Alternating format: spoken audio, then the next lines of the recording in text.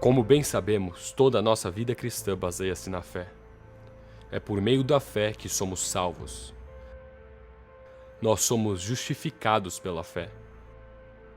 Vivemos pela fé e andamos pela fé. É através da nossa fé que vencemos o mundo. Pela fé somos curados. E sem mais necessidade de dizer alguma outra coisa, só podemos agradar a Deus pela fé. Então, obviamente, a fé é uma parte muito importante na vida de um cristão. Para agradar ao Senhor e viver uma vida em linha com a palavra, vivamos pela fé.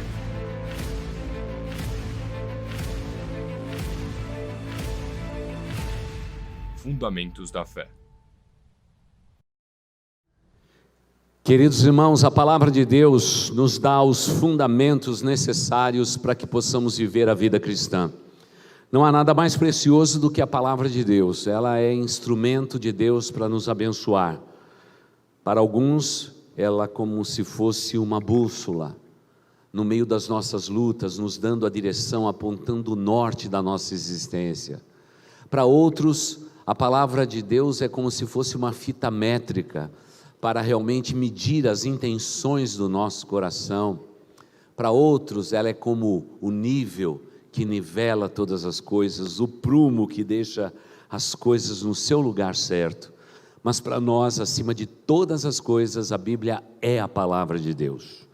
Jamais vamos dizer que ela contém a palavra de Deus, como dizem alguns nesses tempos. Não, a palavra, essa Bíblia Sagrada é a palavra de Deus. Cremos nela de todo o nosso coração. E dela nós tiramos realmente os fundamentos que fortalecem a nossa fé. Por isso vamos andar um pouco mais nesse tema nosso principal, os fundamentos da fé, e hoje vamos aprender que pela fé somos justificados. Para isso vamos ler o texto de Romanos, capítulo 5, os versículos de 1 a 5. Abra aí a sua Bíblia. Romanos 5, os versículos de 1 até 5. Um texto bastante conhecido das Escrituras Sagradas. Texto lindo. Já deu tempo aí para você abrir a sua Bíblia? Ou acessar a sua Bíblia, né? Estamos ficando chiques nos dias atuais. Mas por favor, enquanto o pastor estiver pregando, fique só com a Bíblia no seu celular. Não negocie outras coisas. Aproveite o tempo que Deus está te dando aqui nesse lugar. Não veja outras coisas, só a palavra de Deus.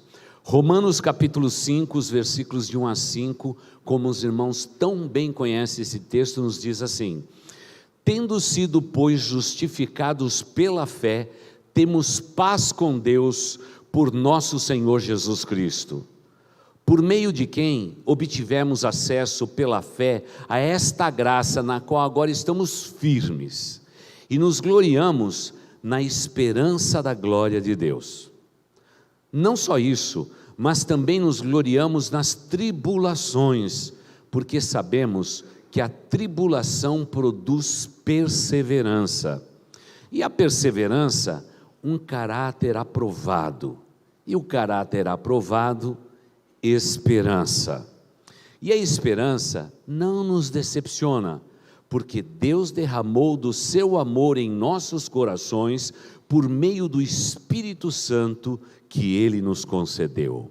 Amém.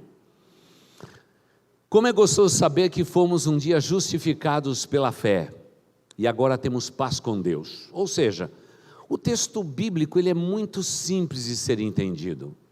O homem, como ele nasce do papai e da mamãe, como ele é gerado, ele está debaixo de uma punição eterna, porque a Bíblia diz que todos nós somos pecadores e destituídos estamos da glória de Deus.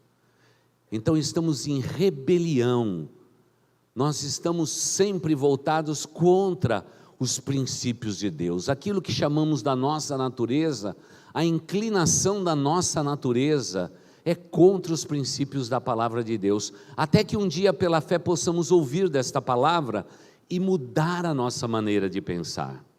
E é como é gostoso a gente perceber quando alguém conhece a palavra, ouve da palavra de Deus e a sua vida é transformada. É de transformação que está falando aqui. Mas o texto fala de justificados. Somos justificados pela fé. Para que sejamos justificados, alguém tem que fazer justiça em nosso lugar. Porque nós não temos poder nenhum de chegar na presença de Deus com todos os nossos pecados e dizer assim: Pai eterno, eu estou agora justificado, paguei a conta. Deus vai dizer: como que você pagou a conta? Eu tenho aqui uma fatura contra você, eu tenho uma nota promissória contra ti, porque em pecado você foi gerado. Esta é a tua condição humana. É por isso que eu preciso de um justificador. E ele já veio ao mundo. O seu nome é Jesus Cristo. Ele morreu naquela cruz, ele pagou os meus débitos, ele rasgou a fatura e ele disse: você pode ter paz com Deus agora. O estado de rebelião foi completamente anulado quando Cristo morreu naquela cruz. Nós achamos que Cristo morreu como um mártir, mas ele foi muito mais do que um mártir. Ele foi o Salvador do mundo, ele liquidou a fatura. Aquele que não tinha pecado, morreu pelos pecadores. Aquele que não cometeu pecado, morreu por todos os pecados que possamos cometer. E de uma vez por todas, na cruz do Calvário, com o seu sangue vertido, ele pôde nos reconciliar com Deus. Estávamos em rebelião, agora estamos ligados a Ele, através do quê? Da justa recompensa que Cristo nos deu, nos absolvendo do pecado naquela cruz. É um mistério. Aquele que não tinha pecado, morreu pelos pecadores, e agora podemos ter paz com Deus. O nosso estado não é mais de rebelião, é um estado realmente de graça, como temos aprendido nas mensagens anteriores, a graça de Deus. Agora, o apóstolo Paulo diz que não é simplesmente estar justificado. Uma vez justificado, nós passamos por um processo muito gostoso, é um processo de transformação. E muitas vezes nós achamos que eu estou salvo e não preciso fazer mais nada. Não. Nós precisamos, sobre esta base da justificação, nós temos que erguer um novo edifício, uma nova vida, um novo relacionamento com Deus. Não podemos ficar simplesmente com o ato de justiça que Cristo fez por nós na cruz do Calvário. Nós temos que promover atos de justiça, nós temos que viver a justiça de Deus, a esperança que foi derramada no nosso coração, e assim demonstrar ao mundo que nós estamos em paz com Deus. Então, eu sei que a conversão é um ato de Deus na nossa vida maravilhoso, mas o que se segue a isso é a santificação das nossas vidas. Então você não pode parar simplesmente na sua conversão, na sua justificação e dizer: olha, estou salvo e acabou, já vou para o céu, meu passaporte está carimbado, então está tudo certo. Não, o apóstolo Paulo diz que uma vez justificados pela fé na pessoa de Jesus Cristo, nós já temos garantido a paz com Deus. Agora, eu vou continuar vivendo a minha vida. Eu até acho que seria bem mais fácil se Deus desse uma mão para nós pregadores, desculpe. Daria uma mão, não é? Você imagina que lindo seria alguém nesse culto levantar a mão e dizer assim: pastor, eu compreendo que Jesus Cristo morreu pelos meus pecados, eu recebo a Jesus no meu coração, eu entrego a minha vida a Ele, e naquele mesmo momento o sujeito desapareceria e já ia para o céu. Seria maravilhoso, não é? Já pensou? Um momento salvo já vai para o céu, já teria o arrebatamento espontâneo. Já pensou que coisa maravilhosa? Mas por que depois da gente tomar um compromisso tão sério com Deus, de resolver o problema da nossa rebelião, da nossa fatura, da nossa nota promissória que nos condenava, por que Deus nos deixa aqui? É porque o projeto maravilhoso do nosso Deus começa no momento da conversão. E sobre esta base sólida, eu vou erguer um edifício espiritual para a honra e para a glória de Deus. E é isso que nós chamamos de santificação. É um processo que a gente começa a se despir do velho homem, da velha natureza, das velhas coisas e nos revestir de um novo homem que se renova a cada dia para a glória de Deus. E isso é um processo, não é? A salvação é um ato de Deus no coração de alguém, essa fé que vem pelo ouvir, mas o que vem logo a seguir é fascinante, é uma viagem, é uma aventura, é um caminhar ao lado de Deus, é seguir uma trilha, é seguir um caminho estreito, um caminho de renúncia. Para muitos isso pode ter um peso, mas para aqueles que foram genuinamente salvos, é um processo prazeroso, porque estaremos nos despindo de nós mesmos e nos revestindo daquilo que existe de melhor. É um projeto de santificação, não é nada fácil, porque nós não somos perfeitos. O pecado tão de perto nos rodeia, mas uma vez justificados por Deus, a gente encontra essa paz que excede a todo entendimento. Naturalmente parece que o guarda-reio da nossa vida, aquilo que vai abalizando a nossa vida, aquilo que são linhas que Deus estabelece na nossa vida é a paz. É a paz, e eu tenho que trilhar o meu caminho. Eu gostaria de ter nascido pronto, e como dissemos no outro domingo, pela manhã, eu gostaria de estar pronto já, mas eu não estou pronto. Eu visto a cada dia aquela mesma camiseta, onde se lê, estou em construção, mas essa construção é boa, é para a glória de Deus. Esse trabalhar de Deus na minha vida e na sua vida, vai redundar em fortalecermos os fundamentos da nossa fé, e entre eles, somos justificados. Que palavra gostosa, que palavra maravilhosa. Homens como Martinho Lutero, quando descobriu que ele era justificado pela fé, a sua vida foi revolucionada. Porque antes, como um clérigo, um pároco, ele se punia por causa dos seus pecados. Ele escreve na sua biografia que ele era perturbado de noite por causa dos pecados que ele tinha, como um padre que era. Ele era aturdido pelos seus pecados, rondado dia e noite pelos seus pecados, e ele entendia que ele só poderia ser justificado se ele fizesse alguma coisa para Deus.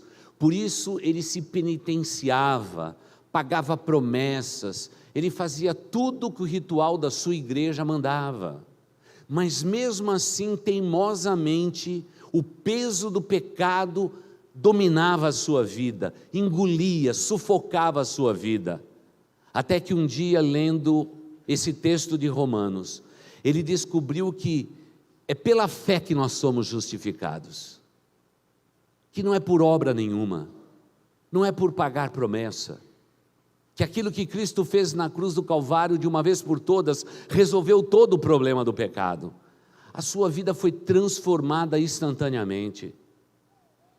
Tanto é que quando ele pregou aquelas 95 teses, onde nasce a reforma chamada protestante, ele se levanta exatamente não contra a igreja a qual ele servia, ele se levanta contra a doutrina praticada por aquela igreja, não como um rebelde, mas como alguém que queria dizer: eu levanto bandeiras porque tenho sofrido inutilmente, mas agora eu sei que Cristo morreu pelos meus pecados, e eu já estou justificado, e eu tenho paz com Deus. Aquele foi um grande momento da história da humanidade. Naturalmente, muitos fatos decorreram desde então, e se hoje estamos aqui também, devemos também a inspiração e a experiência pessoal que esse homem teve com Deus. Da mesma forma que cada um de nós temos que ter uma experiência pessoal com Deus no que diz respeito à justiça e à justificação. Quando entendemos que mesmo sendo pecadores, Deus nos amou e liquidou a fatura. Não importa o pecado que você tenha cometido, Jesus, ao morrer na cruz do Calvário, te justificou. Ele rasgou a tua fatura, você está perdoado. Se levante e viva a vida em comunhão e intimidade com Deus, porque aquilo que pesava não pesa mais, aquilo que te amarrava e dominava não domina mais, porque você foi justificado pela morte do Cordeiro de Deus que tira o pecado do mundo, e isso é definitivo. Nós temos que entender esta verdade. Por isso a igreja está, durante milhares de anos, convidando os pecadores a se arrependerem, a entregarem as suas vidas a Jesus e viverem uma nova vida na pessoa bendita de Jesus. Porque essa é a nossa mensagem, essa é a nossa mensagem valorosa. Esse mesmo homem, Lutero, diz que tempos depois, numa noite, quando ele estava refugiado no castelo da família Quaker, daquelas que a gente come aveia até hoje. Quando ele estava ali refugiado, fugindo de punição, de ser morto, ele clamou a Deus, jejuou por horas, e perguntou para Deus se ele tinha cometido algum erro, porque a reforma começava a se multiplicar, as pessoas vinham de todos os lugares para ouvi-lo, para ouvir a pregação, e o cerne da pregação era a justiça pela fé. E naquela madrugada, ele clamando a Deus, ele conta na sua história que a temperatura daquele quarto diminuiu drasticamente. O que era frio do lado de fora, apesar da lareira aquecida, aquele quarto se tornou um gelo. E ele diz: e o diabo se manifestou na minha frente. E ele começou a declarar todos os pecados que eu tinha cometido, numa clara ofensiva, aquilo da qual e das coisas pelas quais eu já tinha sido absolvido, a experiência pessoal dele. Ele diz que o diabo tinha a lista completa dos pecados dele. E falou que o frio era tão intenso que ele não conseguia ficar na cama. Ele tinha que se aquecer. Ele ficou em pé na cama dele, enrolado em cobertores, tentando se aquecer, porque a temperatura, de maneira sobrenatural, caiu intensamente. Mas ele diz: depois que o maligno me acusou de todos os meus pecados, eu disse: maligno, escreva no final desta lista que eu fui justificado por Jesus Cristo. E ele diz: naquele mesmo instante, a temperatura natural daquele quarto voltou à sua circunstância. O inimigo bateu em retirada, porque somos justificados pela fé, e hoje temos paz com o Senhor Jesus Cristo. Pastor, quem ainda não foi justificado, como vive? Vive com o seu coração debaixo de pressão, angustiado, perturbado, buscando respostas, procurando muitas vezes nos prazeres deste mundo resposta, procurando nos status sociais resposta, procurando nas drogas, nas paixões, nos vícios, buscando resposta para preencher o vazio da sua alma. E a vida dessa pessoa vive em constante luta, uma luta que não cessa. Se tem dinheiro tem luta, se não tem dinheiro tem luta, se tem status tem luta, se não tem status tem luta, é luta, luta, luta, e não existe resposta, porque a condição dele é rebelião com Deus, até que entendamos pela fé, que Cristo morreu naquela cruz pelos nossos pecados e de uma vez por todas fomos justificados. E quando nos voltamos para esta cruz, reconhecemos os nossos pecados e pedimos perdão dos nossos pecados e convidamos Jesus a vir morar no nosso coração, temos paz com Deus, a fatura é liquidada e Deus nos abençoa de uma maneira sobrenatural. Este é o plano maravilhoso de Deus. Por isso o apóstolo Paulo diz: uma vez justificado pela fé, temos paz com Deus. Ponto. Temos paz com Deus. Então eu quero perguntar: meu irmão, minha irmã em Cristo Jesus, você tem paz no seu coração, sim ou não? Porque se você disser não, talvez você seja norteado pelas circunstâncias que estão ao seu redor. Mas o que Deus está dizendo aqui é que quando o sangue de Jesus Cristo nos purifica de todo o pecado, lá dentro do nosso íntimo e do nosso ser, do nosso coração, nós temos paz. A paz que o mundo não pode compreender. Não podem compreender. Há um menino que está doente no interior de São Paulo. E parece que a doença não vai embora. Quando eu conversei com seu pai, disse assim: como é que está? Ele diz: ele não está nada bem, pequenininho, frágil, doente. Parece que todo o diagnóstico, pastor, é de morte no que diz respeito ao meu filho, mas eu tenho pedido vida. E eu falei: como você está com as suas emoções, com o seu coração? Ele disse: pastor, apesar de tudo, eu tenho paz no meu coração. Eu sei que Deus há de dar a saída. Irmãos, que fé é essa? Que você vê um filho padecendo num leito, pequeno, frágil, e apesar de toda a fragilidade dele, alguma coisa que domina o teu ser, e que você tem convicção plena, que apesar de tudo que está ao seu redor, você tem paz com Deus, e Deus te dá a paz que é só Ele pode dar, a paz que excede a todo entendimento, a paz escrita com Z, é paz duradoura, não é paz escrito com S, paz passageira, é paz escrito com Z. E pudemos orar ali, e estamos aguardando que Deus restabeleça aquele menino, porque apesar da circunstância, temos paz. Ontem mesmo, na porta do supermercado, encontrei um casal querido, e ele perdeu o papai dele. E ele dizia: as rotinas da minha vida serão todas mudadas.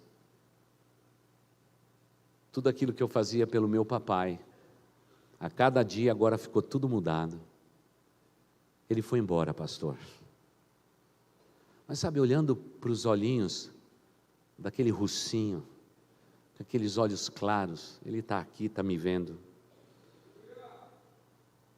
Sabe o que a gente sente ali? A paz que excede a todo entendimento. A dor, a tristeza pode existir, porque somos humanos. E perder a quem ama, nós não estamos nunca preparados. Mas apesar de tudo, temos paz. Apesar de tudo, nós temos paz. Tudo isso porque um dia o justo morreu pelo injusto e nos reconciliou com Deus, e no momento da reconciliação Ele nos deu a paz que excede a todo entendimento. Não há um plano maior no mundo do que este. Não há nada mais maravilhoso que alguém possa experimentar, quer num casebre simples ou na mansão mais nobre que possa existir na nossa cidade. É a paz, porque uma vez justificados, temos paz. Mas não é só isso, irmãos, uma vez justificados, nós estamos firmes. Eu gosto muito dessa palavra firmeza, da mesma forma que aquele pai, na mesma forma que esse filho que perdeu o papai, eles estão firmes apesar de tudo. Parece que a firmeza, a estabilidade, faz parte daquele que um dia foi justificado. Temos vidas estáveis apesar de todas as coisas. Eu, na madrugada de sábado, 3 da manhã, fui fazer um exame, uma tomografia de madrugada, Nunca imaginei que ia ter gente no hospital para fazer um exame às 3 da madrugada. E é engraçado que a enfermeira já disse lá, quando eu estava tirando todos os metais e guardando tudo: olha, a maioria das pessoas não consegue fazer esse exame. Eles têm fobia. Quando entra no túnel, passa mal, e etc. Interessante. Eu disse para ela assim: fica tranquila. Fica tranquila. Eu não vou ser um desses pacientes desesperado, não. Fica tranquila. Sou um bom paciente, por isso sou paciente. Ela falou: é mesmo, eu não tinha lembrado da palavra paciente, porque quem é paciente tem que ter paciência, né? Mas ela já estava atribulada. Aí veio o médico, tão bonitinho ele, uma carinha de sono. Ele olhou para mim e disse assim: eu tenho que dar uma injeção. Eu falei: você não pode, porque eu tenho rins policístico, você não pode me dar iodo. Mas aí o exame fica comprometido. Eu digo: fica tranquilo, que Deus vai nos ajudar. Olha, você não vai poder nem salivar muito. Eu falei: não, você me dá uma dica, porque viver sem salivar fica um negócio meio difícil. É engraçado que todo mundo estava desesperado por causa de um exame. Mas eu estava tranquilo. Sabe por quê? O lugar mais seguro na face da terra não é onde está o dinheiro, a posição social ou qualquer outra coisa. O lugar mais seguro da terra é o centro da vontade de Deus. Nem os homens, nem os exames, nem os demônios podem nos tirar desse lugar. É o lugar mais seguro que existe na face da terra. Os outros estão desesperados e nós estamos tranquilos. Então, eu entrei no túnel e eu tinha que decidir o que fazer. Tapei o ouvido, não me deram nem música para ouvir, só protetor auricular mesmo. E aí eu comecei a lembrar de velhas canções, e na minha mente cantando, e o tempo passou. Confesso que depois que eu saí do tubo, tá com dor nas costas, um lugarzinho apertado que é aquele. Eu nunca fui abraçado tão de perto por alguém. Aquela máquina fez isso por mim. E quando eu saí, eu já não tinha nem forças, porque foi difícil, muito apertado. A enfermeira me deu a mão e ela disse assim: puxa vida, todos os pacientes do mundo tinham que ser igual você. Se ela soubesse o segredo,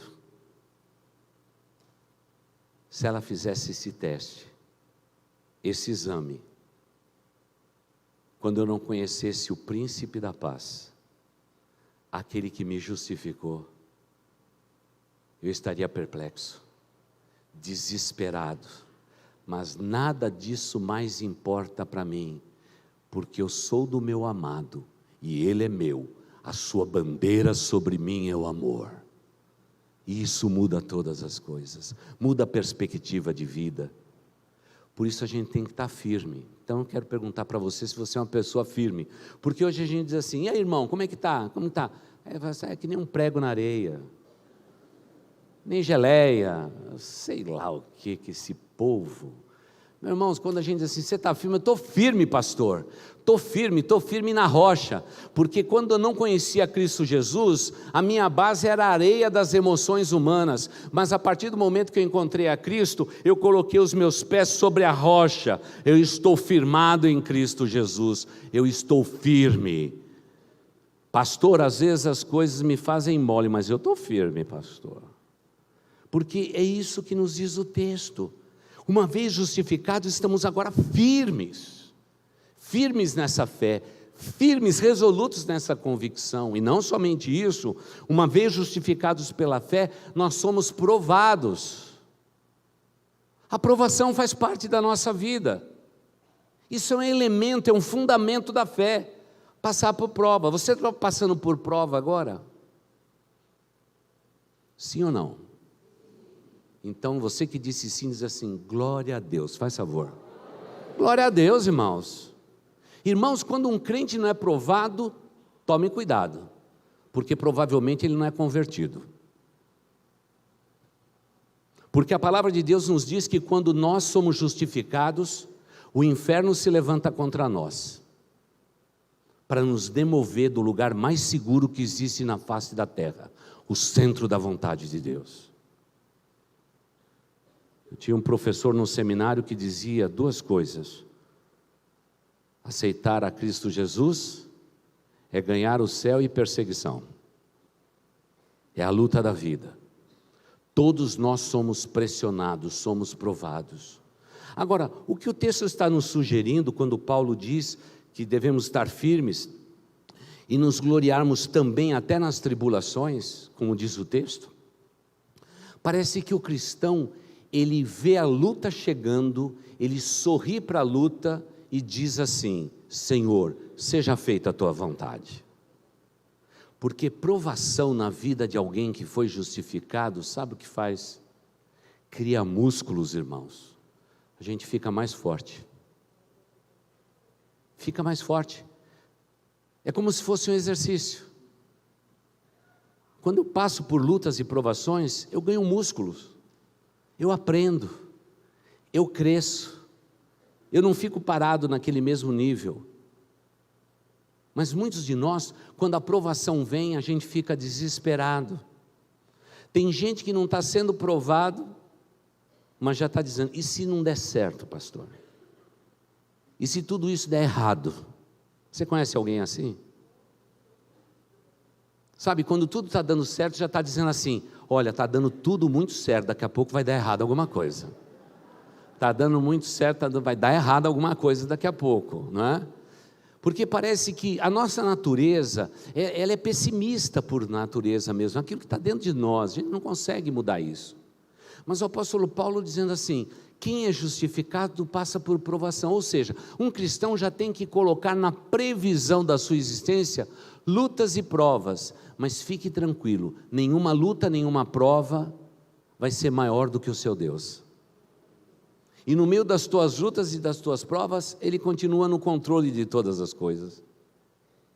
É essa fé que vence o mundo, a nossa fé. É inacreditável, mas só tem isso quem já conhece a Jesus, sem dúvida alguma.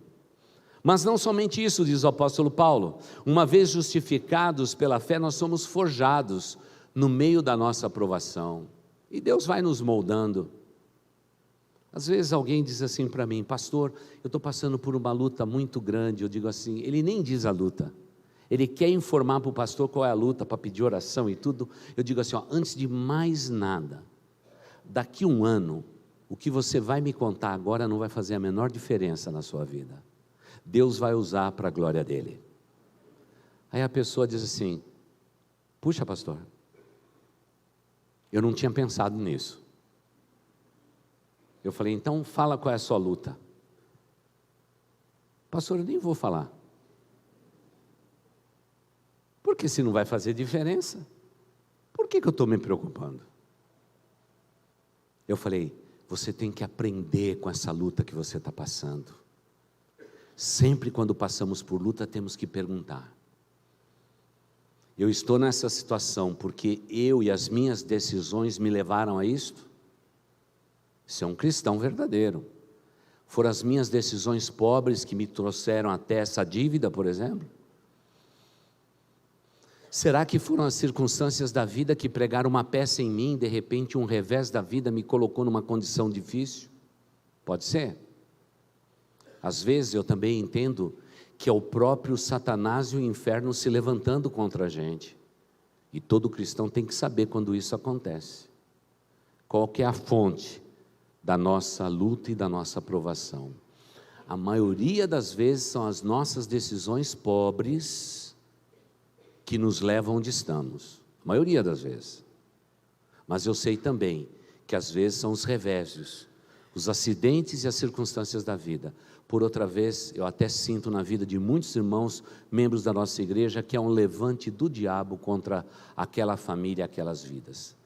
Mediante cada uma dessas coisas temos que ter uma reação, mas sempre em mente tendo o seguinte: Deus quer me fortalecer e através do fogo dessa provação, Ele vai realmente me tornar mais puro diante da sua vontade. Da mesma forma que o ouro precisa ser passado pelo cadinho da provação e colocado no fogo para que se tire o ouro puro.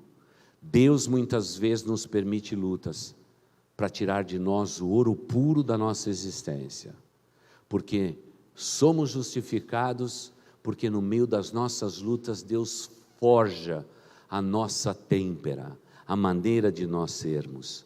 Isso é obra pura de Deus. E aí ele conclui dizendo que a perseverança faz um caráter aprovado, e o caráter aprovado redunda em esperança, e a esperança de Deus, das respostas de Deus, da vida sobrenatural que nós vivemos, ele diz que vai conceder que seja derramado em amor, o seu amor nos nossos corações pelo Espírito Santo que ele nos deu.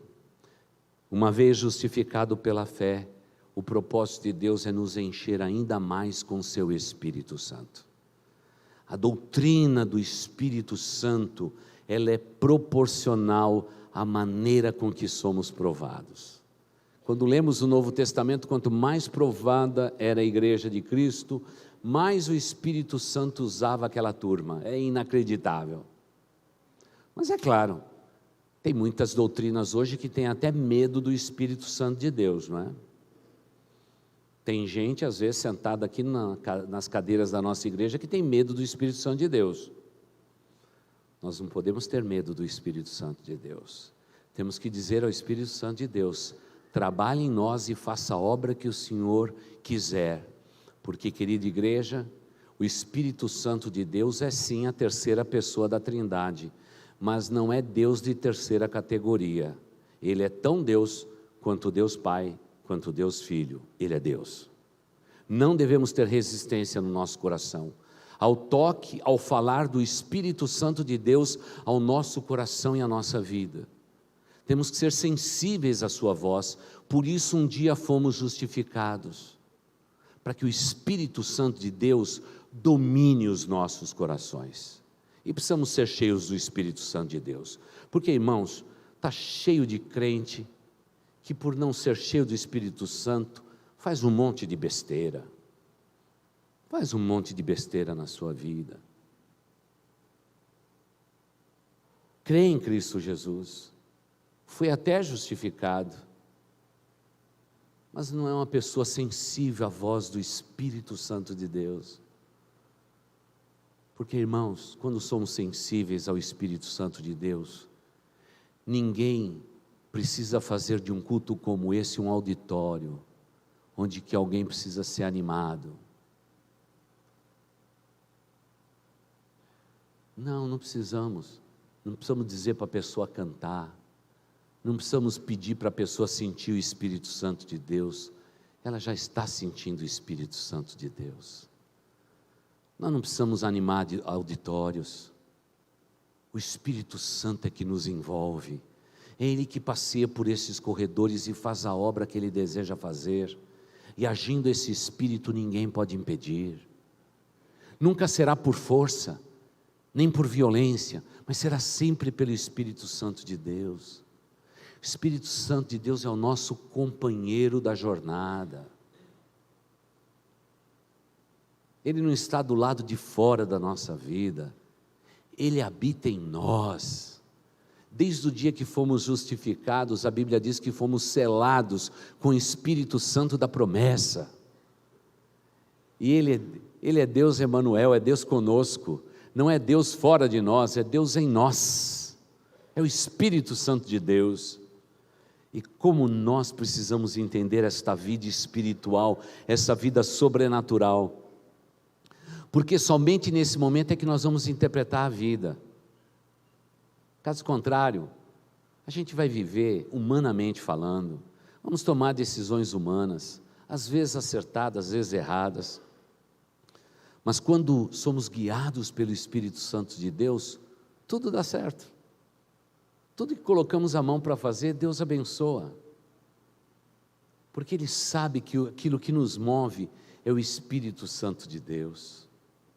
Por favor, meu irmão, se você já foi justificado por Deus e você tem paz com Deus, faça o seguinte: acorde de manhã, Como o pastor vive pedindo, escorregue da sua cama, caia de joelhos, agradeça a Deus pela sua noite, coloque o seu dia nas mãos do Deus Altíssimo, peça a bênção dEle, a proteção dEle para você, para os seus queridos, onde estiverem, e você vai descobrir como que você já começa o dia em sintonia com Deus.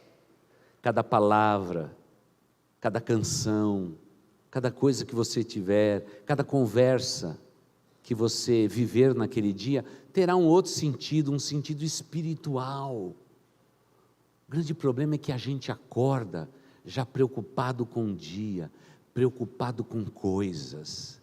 Quem se preocupa com coisas não enxerga o Espírito Santo de Deus.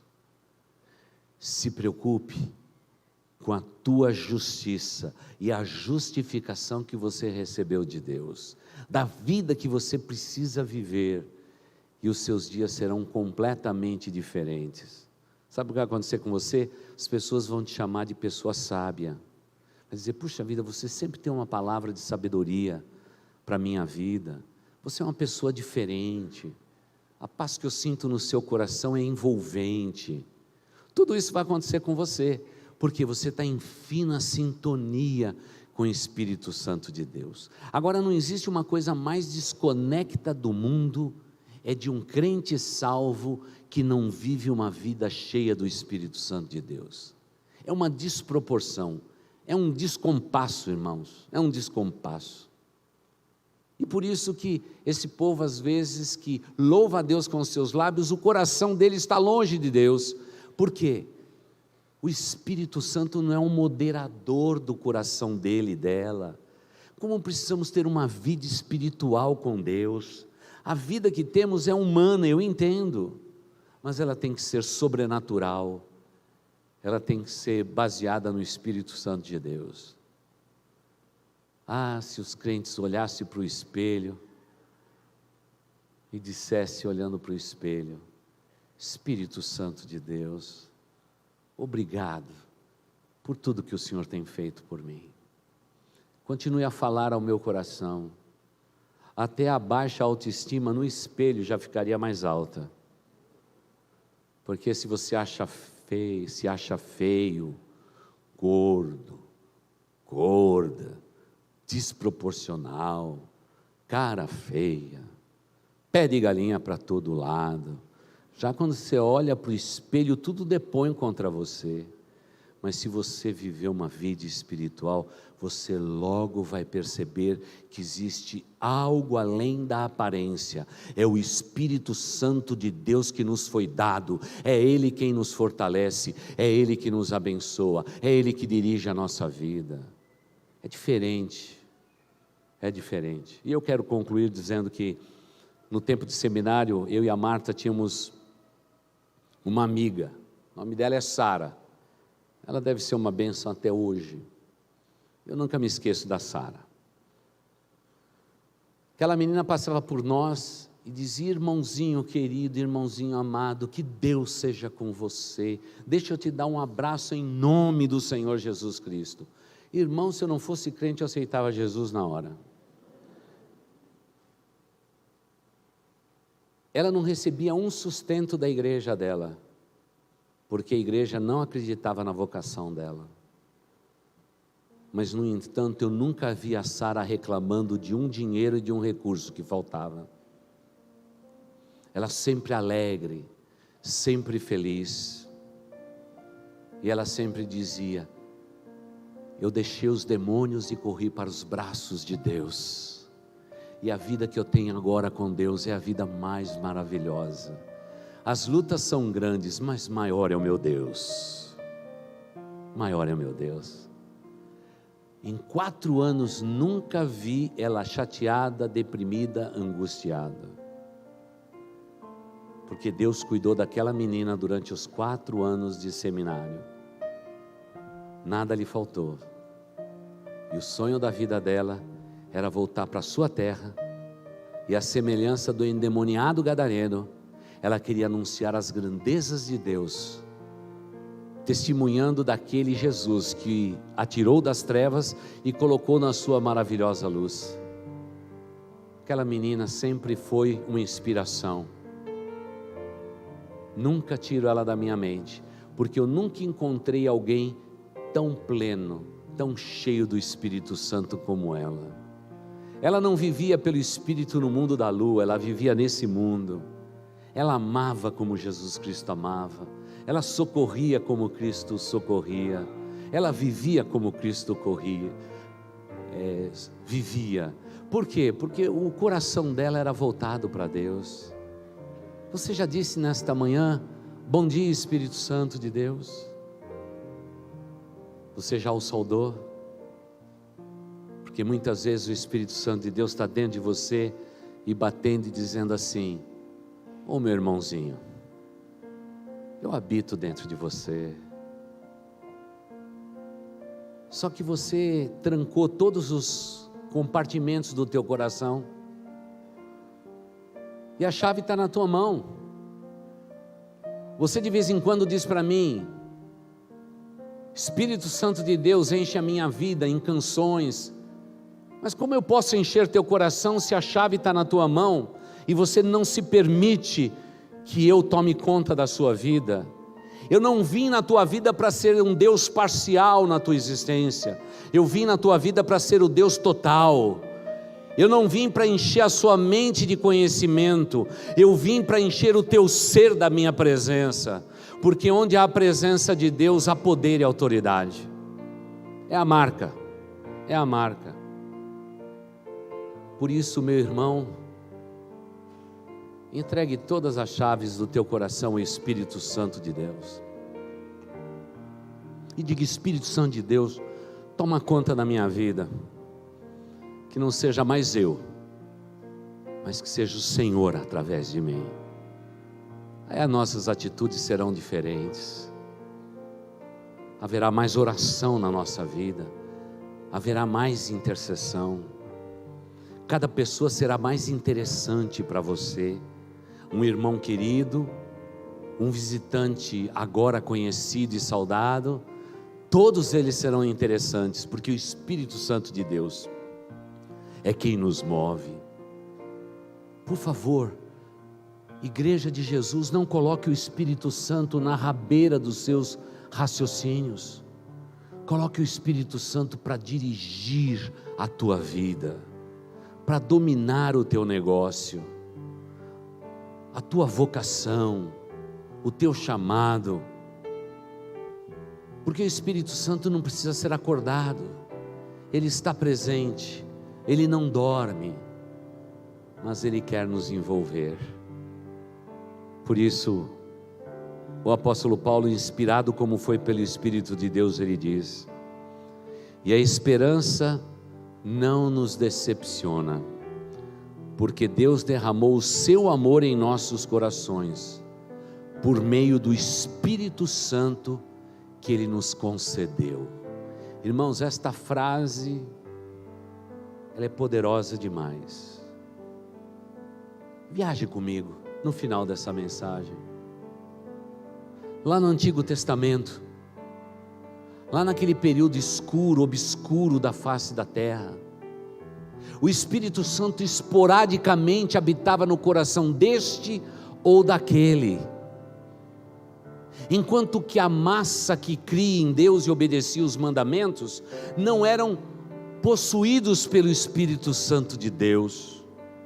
E um dia Deus inspirou um homem dizendo: haverá um dia sobre a face da terra que eu derramarei do meu Espírito sobre toda a carne. E Jesus Cristo veio ao mundo, e Ele disse: não vos deixarei órfãos. Importa que eu vá ao Pai, porque se eu não for, não virá aquele que é semelhante a mim, o Espírito Santo de Deus. Ficai, pois, em Jerusalém, até que do alto sejais revestidos. Oh, irmãos, e no dia do Pentecostes, o Espírito Santo desceu sobre todos. Que dia foi aquele? Foi o dia em que as pessoas pegaram as suas lunetas e disseram, como o profeta Joel diz, eu derramarei sobre toda a carne do meu espírito. Agora se completa em Atos dos Apóstolos a descida do Espírito Santo. Que tipo de crente eu e você temos que ser desde o Pentecostes? Pessoas cheias do Espírito Santo de Deus. Para isso, você tem que pedir perdão dos seus pecados a cada dia, se arrepender deles.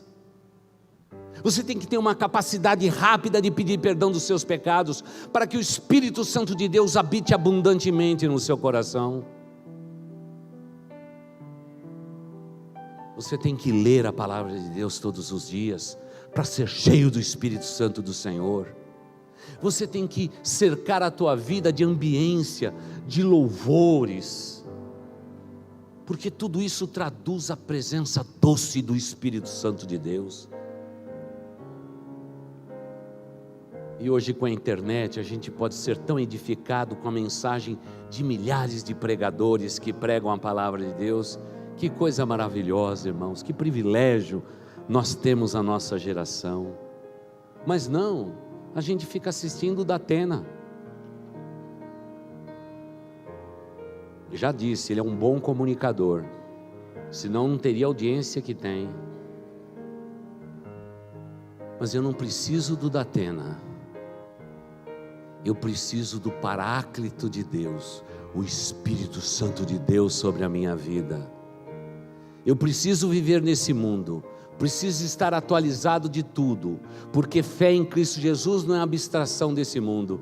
Mas irmãos queridos, eu tenho que ser uma pessoa cheia do Espírito Santo de Deus, porque senão eu serei apenas um cristão que gostou da igreja, que acha que é um ambiente legal, aí eu vou ficar aqui. Aí igreja vira clube, e aí todo mundo vai esperar que esse pastor seja igual ao da Atena. Aí não vai funcionar. Não vai funcionar. Mas se o Espírito que move a minha vida, move a tua vida, haverá uma identificação espiritual. E aquilo que é palavra que sai da minha boca, vai ser espírito e vida, porque o Espírito Santo de Deus vai guiar essa palavra para tocar teu coração. Por favor, não seja um crente murcho, vazio ou pela metade. Por favor, seja um cristão cheio do Espírito Santo de Deus. E aí, o fundamento da fé será nítido na tua vida, porque uma vez justificado por Deus, temos paz com Deus, mas temos também lutas, mas o que vai redundar todas essas lutas vai ser um coração cheio do Espírito Santo de Deus. Então vamos orar e pedir para que sejamos pessoas cheias do Espírito Santo de Deus. Feche seus olhos, vamos orar ao Pai.